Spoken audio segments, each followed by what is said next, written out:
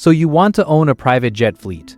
You've seen the Instagram posts. You know what a one-way charter from New York to Los Angeles costs. And somewhere in the back of your head, the math feels compelling. Rich people pay thousands of dollars an hour to fly privately. Planes are expensive but finite. How hard could it really be to own the planes they're flying on? Harder than the lifestyle content suggests, and more structurally complicated than almost any other asset-heavy business you could build. Let's start with what a private jet fleet actually is. Because most people picture a handful of sleek planes sitting on a tarmac waiting for wealthy passengers.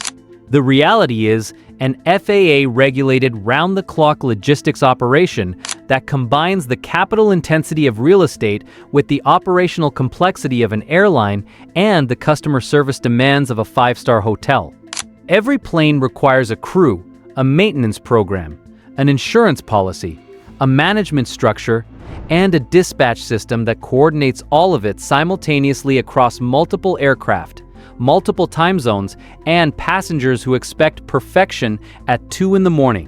What you are actually buying. Before you can build a fleet, you need to understand what a single aircraft actually costs, because the purchase price is only the beginning of the financial commitment.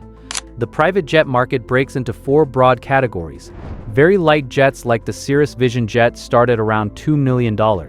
Light jets like the Cessna Citation CJ4 run between $5 million and $10 million new or on the pre-owned market.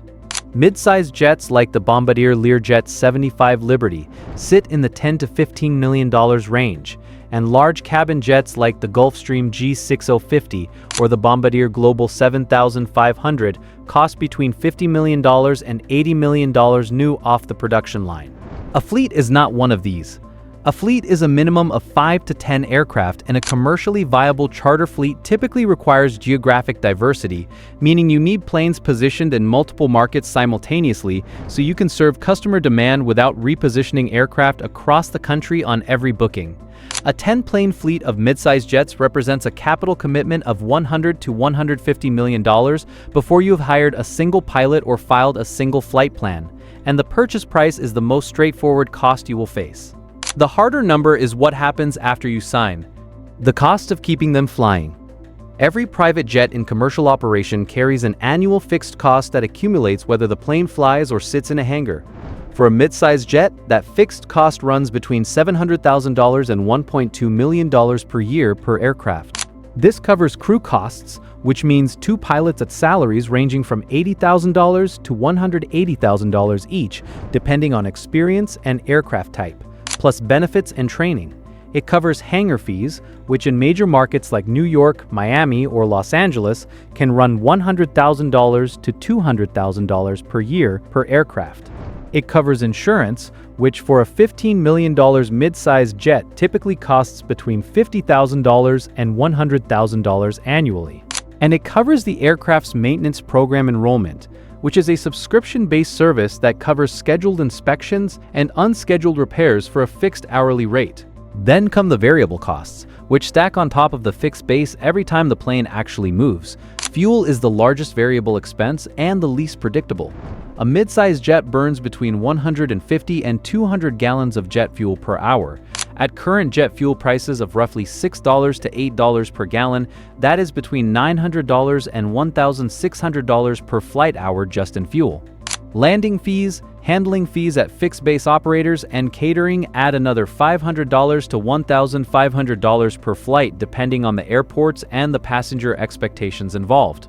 The fully loaded cost to operate a mid-sized jet, combining fixed and variable expenses across a typical utilization rate of 400 to 500 hours per year, runs between $2,500 and $3,500 per flight hour.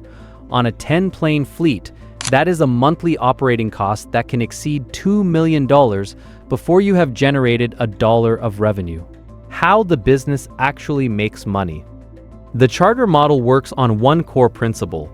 You buy an asset that depreciates and charge customers enough per hour to cover depreciation, operating costs, and a margin. The gap between what it costs you to fly and what customers pay is where the business either works or does not. Charter rates for a mid-sized jet on a route like New York to Miami run between $15,000 and $25,000 for the leg, which works out to a similar range on a per-hour basis for shorter flights. Against an all-in operating cost of $3,000 per hour, that looks like an enormous margin.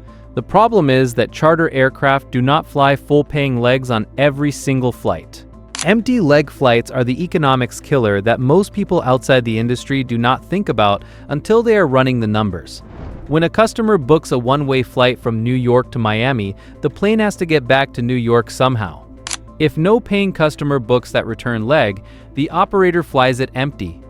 Industry data from operators like NetJets and Wheels Up consistently shows that empty leg rates across charter fleets run between 30 and 50% of total flight hours. You are paying full operating costs on every hour that plane is in the air, but you are collecting revenue on only half of them. The fractional ownership model, which companies like NetJets pioneered, addresses this by selling customers a share of flight hours across an entire fleet, rather than booking individual aircraft. This improves utilization rates and reduces empty leg exposure. But it also requires an enormous management infrastructure, a large enough fleet to guarantee availability in every market, and a brand strong enough to command premium pricing. NetJets, which is owned by Berkshire Hathaway, operates more than 750 aircraft and has been building that infrastructure for over 50 years. That is not a business you replicate with a 10-plane fleet and a website. The regulatory and liability layer. Here's the part of this business that most aspiring fleet owners underestimate completely. The Federal Aviation Administration governs every commercial flight operation in the United States under a framework called Part 135, which covers on-demand charter operators. To operate legally under Part 135, you need an air carrier certificate, a director of operations, a director of maintenance, and a safety management system that documents every procedure across every aircraft in your fleet. The certification process alone takes between 6 months and 2 years and requires demonstrating compliance with hundreds of individual regulatory requirements before the FAA issues a single certificate. And once you are certified, the ongoing compliance burden is significant. Every pilot must meet recurrent training requirements. Every aircraft must follow an FAA-approved maintenance program. Every flight must be dispatched through a system that verifies weather, crew rest, aircraft airworthiness, and dozens of other factors before the plane is released to fly. The liability exposure in this business is also categorically different from most industries. A single accident involving a charter aircraft can produce litigation that runs into the hundreds of millions of dollars. Hull and liability insurance for a 10-plane mid-size fleet can cost between $1 million and $3 million per year. And no insurance policy eliminates the reputational damage of a safety incident in an industry where the entire value proposition is built on the perception of exclusivity and reliability. What the real numbers look like. Let's put the full picture together with a realistic scenario. You build a fleet of 10 mid-sized jets. Purchase cost at $12 million per aircraft is $120 million. Annual fixed operating costs across the fleet run $9 million. Variable cost at 450 hours per aircraft per year add another $9 million. Total annual operating cost before debt service on your $120 million investment is roughly $18 million. At a charter rate of $3,500 per flight hour and a 55% paid utilization rate across 450 annual hours per aircraft, your 10-plane fleet generates approximately $86 million in annual revenue. After operating costs, you are left with roughly $68 million in gross margin. That sounds workable until you subtract debt service on your $120 million fleet, management overhead for a Part 135 operation, sales and marketing costs to keep those planes full, and aircraft depreciation, which runs at roughly 5 to 7% of value per year on a mid-sized jet. At a charter rate of $3,500 per flight hour and a 55% paid utilization rate across 450 annual hours per aircraft, your 10-plane fleet generates approximately $86 million in annual revenue. After operating costs, you are left with roughly $68 million in gross margin. That sounds workable until you subtract debt service on your $120 million fleet, management overhead for a Part 135 operation, sales and marketing costs to keep those planes full, and aircraft appreciation, which runs at roughly 5 to 7% of value per year on a mid-sized jet. What remains after all of that is a net margin in the low single digits on a business that required $120 million in capital to build and carries catastrophic downside risk if demand softens, fuel prices spike, or an aircraft incident forces a temporary operating suspension. What this all actually means. The economics of owning a private jet fleet are not impossible to understand. They are just deeply unforgiving for anyone who approaches them as a lifestyle business rather than an industrial one. The capital requirement is enormous. The regulatory burden is continuous. The empty leg problem structurally limits how much of your operating cost you can recover through revenue. And the asset you built the entire business around depreciates at 5 to 7% every single year, regardless of how well the operation runs. Here is the number that reframes the whole conversation.